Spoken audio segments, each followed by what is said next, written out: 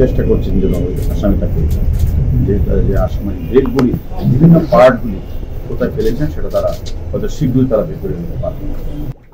এখন পর্যন্ত তাহলে তার মরদেহটি তারাও শনাক্ত করতে পারেনি। চেষ্টা করছি মানে দ্রুত। ওকে, ঠিক আছে।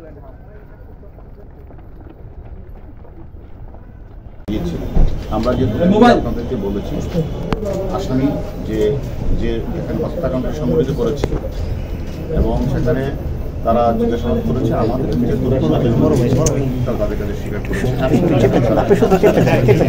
এবং তারা মানে এই যে অপরাধটা শুনেছে এবং পাশাপাশি ওই দেশেও যিনি গ্রেপ্তার হয়েছেন ওনারা আমাদেরকে বলেছেন তার মাধ্যমে তারা হয়তো শীঘ্রই চেষ্টা করছেন যে আসামি তাকে যে আসামি ডেড বডি বিভিন্ন পার্টগুলি কোথায় ফেলেছেন সেটা তারা হয়তো শীঘ্রই তারা বের করে নিতে পারবে।